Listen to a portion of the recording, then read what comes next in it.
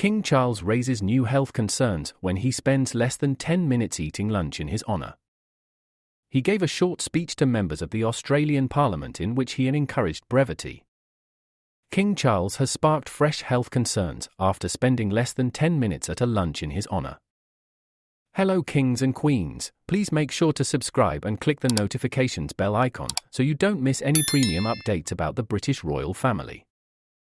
In a gesture now called irony, the head of state presented his hourglass-shaped speech timer to Parliament to witness the passage of time before he left. The king said, "With the sands of time encouraging brevity, it remains for me to say what a great joy it is to come to Australia for the first time as a monarch and to renew my love for this country and its people. Dear for a long time." He added, "Thank you. Thank you all. Thank you for making me feel so welcome. Thank you." The king left within 10 minutes before the first session was introduced and immediately after his short speech to Parliament. After resting for a day, King Charles made a notable speech in the New South Wales Parliament and presented a gift of an hourglass to the parliamentarians. According to GB, the monarch left the lunch party in less than 10 minutes, which was organised in his honour at the reception. The report shared that following Charles' departure, other distinguished guests enjoyed grilled asparagus with olive dust, octopus marinated in squid ink flakes, barramundi, and duck confit.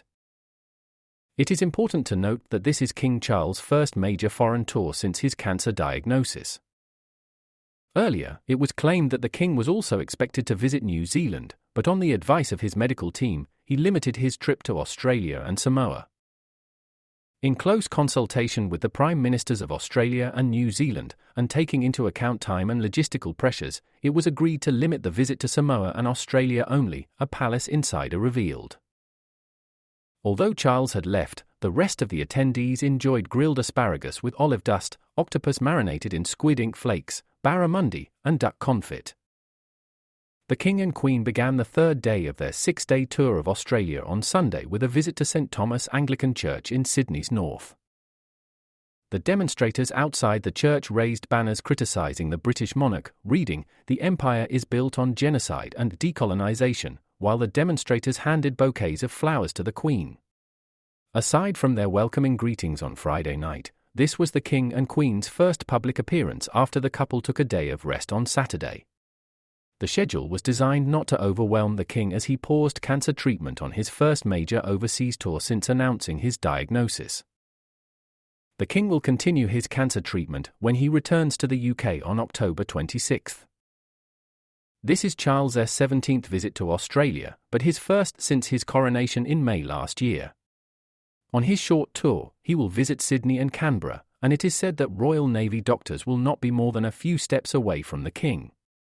Doctors carry medical equipment, including an ambulatory defibrillator and emergency medicine, in case of an emergency. In close consultation with the Prime Ministers of Australia and New Zealand, and taking into account time and logistical pressures, it was agreed to limit the visit to Samoa and Australia only, the palace said. The royal tour returned to Admiralty House, the Governor-General's grand official residence on Sydney Harbour, to meet the Governor of New South Wales, Margaret Beazley, and Governor-General Sam Mostyn.